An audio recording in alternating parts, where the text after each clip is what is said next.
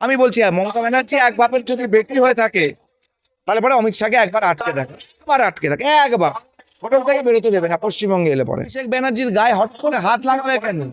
চোরকে তো পাবলিক পেটাবে, কে হাত লাগবে? মানে যে পাবলিকরা অভিষেক ব্যানার্জিকে পেটাবে তার কথা বলতে কি? কাজল শেখকেই উপর তরোয়াল দেওয়া হবে যাতে কাটতে পারে কাজল শেখেরা। তৃণমূলের জম দিলীপ ঘোষ সেটা আমরা খুব ভালো করে জানি। তাই তৃণমূলকে নিজের কথা ভাবো, আমার রক্তের দাগ মুখ্যমন্ত্রী সাদা শাড়িতে লেগে। ডমিসাইল সার্টিফিকেট আজকে কেন তৈরি করতে যাবে তৃণমূল? তাদের জন্য। কোন জামাইকে? ওই যে 11 লক্ষ লোকের এক বাবা, তাদের 15 বছরের নিচে যাদের বাবার বয়স, 30 বছরের নিচে ঠাকুর দাদার বয়স, তাদের জন্য। কল্যাণবাবু কখন বলেছে? রাত 8টার আগে বলেছে না পরে বলেছে? টাইমটা আগে জেনে বলুন, তাহলে ভালো করে বলতে পারবো। যদি রাত 8টার পরে বলে থাকে তাহলে পরে উনি এরকম রাত 8টার পরে এরকম ইউজুয়ালি এরকম বলে থাকেন এরকম ধরনের কথা। আমার পাড়ায় থাকে, কোন বাড়িতে আগে থাকতে এখন কোথায় থাকে, তার আগে কোথায় থাকতো, 3বার বাড়ি বদল করেছি। ডিটেলস ঠিক করে ফিল আপ করেনি ইচ্ছাকৃত ভাবে। জেলে খেলবে তো, জেলের মধ্যে বসে খেলবে।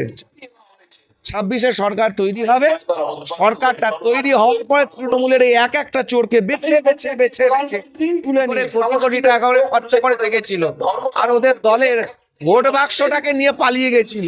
চেয়ার ভাঙি গেঞ্জি নিয়ে পালিয়ে যাচ্ছে। এরপরে আর ওর জেলা সফর তাই নিয়ে আলোচনা করে তো লাভ নেই। তারপরে সেগুলো তো স্ক্রুটিনি হবে, যে সার্টিফিকেট কবে তৈরি হয়েছে না তৈরি হয়েছে, এগুলো ইলেকশন কমিশন ভেরিফাই করবে না। দায়ী মমতা বন্দ্যোপাধ্যায়। বিএলওদেরকে 18,000 টাকা দেওয়ার কথা, 18,000 টাকা দেয়নি। ডেটা এন্ট্রি অপারেটর রিক্রুট করার কথা, আরে রিক্রুট করেনি। মানে ব্যারাকপুরের যেটা এমপি, উনাকে বলুন অভিনয়টা ভালো করছেন আজকাল, এমপি হয়ে অভিনয়টা করুক, রাজনীতি নিয়ে মাথা ঘামাতে হবে। মূর্খ একটা রাজনীতিবিদ জানে না যে ইলেকশন কমিশনের কাছে জমা দেওয়া থাকে। আরে অভিষেক ব্যানার্জির শিক্ষাগত যোগ্যতা কি সেটা বলার ক্ষমতা দেখাক। মমতা ব্যানার্জির ভুয়ো পিএইচডি নিয়ে কথা বলুক, পার্থ চ্যাটার্জির জালি পিএইচডি, চুরি করা পিএইচডি নিয়ে কথা বলুক। ওর নিজের শিক্ষাগত যোগ্যতা। কল্যাণ বন্দ্যোপাধ্যায় বলছেন যে গুজরাট থেকে ওরা গাঁজা টাজা খেয়ে এসে উল্টো পাল্টা কথা বলছে, সরাসরি অমিত শাহকে কটাক্ষ করছেন, বলছে গাঁজা খেয়ে এসে কথা বলছেন। কল্যাণবাবু কখন বলেছে? রাত 8টার আগে বলেছে না পরে বলেছে? টাইমটা আগে জেনে বলুন, তাহলে ভালো করে বলতে পারবো। যদি রাত 8টার পরে বলে থাকে তাহলে পরে উনি এরকম রাত 8টার পরে এরকম ইউজুয়ালি এরকম বলে থাকেন এরকম ধরনের কথা। উনি রাহুল সিনহাকেও কটাক্ষ করেছেন, বলছেন যে আপনি এক বাপের বেটা কিনা প্রমাণ করে দেখান। দেখুন, এক বাপের বেটা কিনা সেটা তো মমতা বন্দ্যোপাধ্যায়কে আগে প্রমাণ করতে হবে। আমি তো বলছি এক বাপের বেটা অভিষেক ব্যানার্জি, মমতা ব্যানার্জি এক বাপের বেটা বেটি কিনা সেটা প্রমাণ করুক, যে অমিত শাহকে আগে আটকে দেখানোর সাহসটা। ও যে বলেছিল না যে চাইলে পরে অসৌজন্যতা দেখালে পরে আমরা আটকে দেবো, যদি অসৌজন্যতা দেখাতাম হোটেল থেকে বেরোতে দিতাম না। আমি বলছি মমতা ব্যানার্জি এক বাপের যদি বেটি হয়ে থাকে তাহলে পরে অমিত শাহকে একবার আটকে থাকে, একবার হোটেল থেকে বেরোতে দেবে না পশ্চিমবঙ্গে এলে পরে। অভিষেক বন্দ্যোপাধ্যায়ের গায়ে হাত দিয়ে দেখা, আগুন জ্বালিয়ে দেবো গোটা পশ্চিমবঙ্গে। অভিষেক ব্যানার্জির গায়ে হট করে হাত লাগাবে কেন? চোরকে তো পাবলিক পেটাবে, কে হাত লাগবে? মানে যে পাবলিকরা অভিষেক ব্যানার্জিকে পেটাবে তার কথা বলতে কি? তার মানে চোর ভয় জানে চুরি করেছে, কারণ চোরকে পাবলিক পেটায়, তার মানে স্বীকার করে নিল চোর। বলছি তৃণমূলের প্রতিষ্ঠা দিবসে কাজল শেখকে 2.5 কেজি রূপোর তলোয়ার উপর দেওয়া হলো, কি বলবে? তৃণমূল তার আবার প্রতিষ্ঠা দিবস, চোরেদের আবার প্রতিষ্ঠা দিবস হচ্ছে, তাতে আবার রূপোর তলোয়ার। কাজল শেখকেই তো রূপোর তলোয়ার তো দেওয়া হবে না, কাজল শেখকেই রূপোর তলোয়ার দেওয়া হবে যাতে কাটতে পারে কাজল শেখেরা। ওই হরগোবিন্দ দাসকে যেরকম কেটেছে, টিপু দাসকে যেরকম কেটেছে। অমিত শাহের বাংলা সফরের আসার পরের থেকে আমরা দেখতে পাচ্ছি যে হচ্ছে আমাদের দিলীপ ঘোষ, দিলীপ বাবু, ওনাকে অনেকটা সরব হতে দেখা গেছে, ওনাকে অনেকটা সক্রিয় হতে দেখা গেছে। তাই নিয়ে তৃণমূল কংগ্রেস থেকে কটাক্ষ করছে অনেকে, তারা বলছে যে দিলীপ ঘোষ নাকি তৃণমূল কংগ্রেসের আইসিইউ এর ডাক্তার। দিলীপ ঘোষের সোশ্যাল মিডিয়া পেজ গুলো ফলো করলেই বোঝা যাবে দিলীপ ঘোষ কতটা অ্যাক্টিভ ছিলেন। দিলীপ ঘোষ কোনোদিন ঘরে বসেছিলেন না যে দিলীপ ঘোষকে অ্যাক্টিভ করার কথা তৃণমূল বলছে।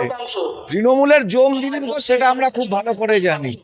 তাই তৃণমূলকে নিজের কথা ভাবো। অভিনেত্রী রচনা ব্যানার্জি ওনার স্বামীকেও হিয়ারিং এ ডাকা হয়েছিল, সেই ক্ষেত্রে উনি বলেছেন যে সবাইকে অযথা হয়রানি করছে ইলেকশন কমিশন। উনি অত ধোঁয়া দেখেছিলেন না রচনা ব্যানার্জি, ওই ধোঁয়ায় বোধহয় ফর্মটা ঠিক করে ফিল আপ করতে পারেননি। ওটা দেখে নিন, ধোঁয়াটা কম দেখলে পরে ফর্মটা ঠিকঠাক ফিল আপ হতো। কাকলি ঘোষ দস্তিদারের ফর্ম তো দেখানো হয়েছে, ওরা তো ফিল আপই করেনি।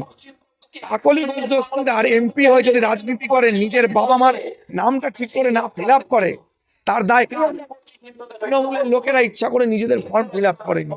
কাকলি ঘোষ দস্তিদার আমার পাড়ায় থাকে, কোন বাড়িতে আগে থাকতো এখন কোথায় থাকে, তার আগে কোথায় থাকতো, 3 বার বাড়ি বদল করেছে, ডিটেলস ঠিক করে ফিল আপ করেনি ইচ্ছাকৃত ভাবে। 26-এও সবুজ আবির নিয়ে খেলা হবে, আত্মবিশ্বাসী রচনা। জেলে খেলবে তো, জেলের মধ্যে বসে খেলবে। 26-এ সরকার তৈরি হবে, সরকারটা তৈরি হওয়ার পরে তৃণমূলের এই এক একটা চোরকে বেছে বেছে বেছে বেছে তুলে নি, যারা ওই দালালিটা করেছে, যারা চাকরি বিক্রির দালালি করেছে, সব কটাকে তুলে জেলের মধ্যে ঢোকানো হবে। এটা ওরা খুব ভালো করে জানে। একদিকে শুভেন্দু অধিকারী বলছেন 200 নয় 220টি আসন আমরা জয় করব, আর অন্যদিকে অভিষেক ব্যানার্জি উনি হুঙ্কার দিচ্ছে যে 214টির বেশি আসন পাবে তৃণমূল সরকার। কেন 214 কেন 294টা বলতে পারলো না? 294টা বলতে পারলো না? 5টা আরো বিহার থেকে নিয়ে নিক, বাংলাদেশ থেকে নিয়ে নিক, পরে বলুক 394টা সিট জিতে যাবো।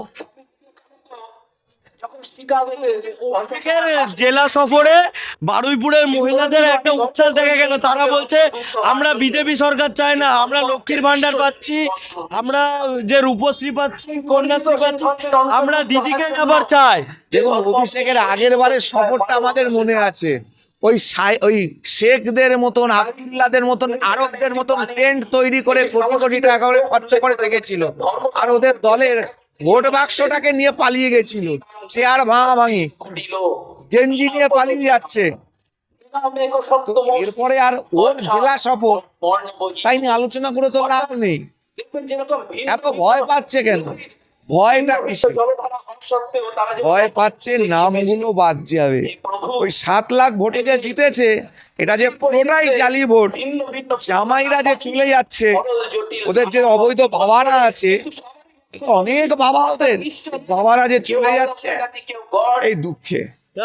মুখ্যমন্ত্রী তো মঞ্চে দাঁড়িয়ে সরাসরি বলেছেন যে যারা বিএলএ রয়েছে তাদের এবার আর পিকনিক করার দরকার নেই, কোনো জায়গায় ঘুরতে যাওয়ার দরকার নেই, আপনারা প্রত্যেকটা জায়গায় ক্যাম্প করুন, এবং ক্যাম্প করে যাদের যাদের যে যে ডকুমেন্টস নেই সেই ডকুমেন্টস আপনাদেরকে তৈরি করে দিতে হবে, যেমন ডোমিসিয়ালের কথা উল্লেখ করে। তারপর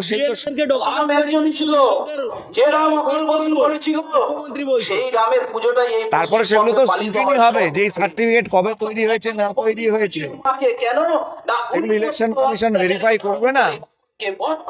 ডমিসাইল সার্টিফিকেট আজকে কেন তৈরি করতে যাবে তৃণমূল? তাদের জন্য। কোন জামাইকে? ওই যে 11 লক্ষ লোকের এক বাবা, তাদের 15 বছরের নিচে যাদের বাবার বয়স, 30 বছরের নিচে ঠাকুর দাদার বয়স, তাদের জন্য। লক্ষ্মীর ভান্ডার নিয়ে যারা বাংলাদেশে চলে যাচ্ছে তাদের জন্য। এসআইআর ঠিকঠাক ভাবে না হলে পশ্চিমবঙ্গে নো এসআইআর নো ভোট, এটা মাথায় রাখবেন। মুখ্যমন্ত্রী বলছে এসআইআর আবহে যে 60 জনের মৃত্যু হয়েছে তার জন্য দায়ী ইলেকশন কমিশন, এবং তিনি জ্ঞানেশ কুমারকে উদ্দেশ্য করে বলছেন যে জ্ঞানেশ কুমার আপনি জানেন না, বাংলার মানুষ আপনাকে ভ্যানিশ করে দেবে। তার জন্য দায়ী মমতা বন্দ্যোপাধ্যায়। বিএলওদেরকে 18,000 টাকা দেওয়ার কথা, 18,000 টাকা দেয়নি। ডেটা এন্ট্রি অপারেটর রিক্রুট করার কথা, আরে রিক্রুট করেনি। মুখ্যমন্ত্রী প্রথম দিনকে বললেন, তার জন্য এই চাপগুলো সৃষ্টি করার জন্য, মানসিক চাপ সৃষ্টি করার জন্য, তার জন্য দায়ী মমতা বন্দ্যোপাধ্যায়। প্রতিটি মৃত্যুর জন্য মমতা বন্দ্যোপাধ্যায় সাদা শাড়ির দিকে ভালো করে তাকিয়ে দেখবেন, রক্তের প্রতিটা জায়গায় ছিটা লেগে আছে। রাজেশ, তাপস, ত্রিলোচন, অভিজিৎ থেকে আরম্ভ করে এই সমস্ত বিএলওদের মৃত্যু থেকে আরম্ভ করে তামান্না, অভয়া, সবার রক্তের দাগ মুখ্যমন্ত্রীর সাদা শাড়িতে লেগে আছে। বলছি পার্থ ভৌমিক বলছেন শুভেন্দু অধিকারী শিক্ষাগত যোগ্যতা উনি জানতে চান, শুধুমাত্র মাধ্যমিক পাশ করেছেন তা নিয়ে উনি সন্তুষ্ট নন, উনি জানতে চান শুভেন্দু অধিকারী কত পেয়েছিলেন, কোন ডিভিশন পেয়েছিলেন। পার্থভৌমিক মানে ব্যারাকপুরের যেটা এমপি, উনাকে বলুন অভিনয়টা ভালো করছেন আজকাল, এমপি হয়ে অভিনয়টা করুন, রাজনীতি নিয়ে মাথা ঘামাতে হবে না।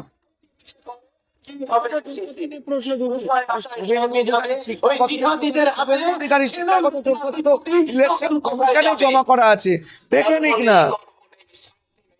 অভিনয়টা করতে জানে, আজকাল অভিনয় করছে এমপি, অভিনয়টাই করুন। আর যেরকম তোলাটা তুলছে ব্যারাকপুর থেকে, কল্যাণী এক্সপ্রেসে তৈরি হচ্ছে, ওখান থেকে যে তোলাবাজি গুলো করছে ওগুলো করুক, ওর বাইরেও আর কিছু পাবে না। এত মূর্খ একটা রাজনীতিবিদ জানে না যে ইলেকশন কমিশনের কাছে জমা দেওয়া থাকে। আরে অভিষেক ব্যানার্জির শিক্ষাগত যোগ্যতা কি সেটা বলার ক্ষমতা দেখাক, মমতা ব্যানার্জির ভুয়ো পিএইচডি নিয়ে কথা বলুক, পার্থ চ্যাটার্জির জালি পিএইচডি, চুরি করা পিএইচডি নিয়ে কথা বলুক, ওর নিজের শিক্ষাগত যোগ্যতা কি।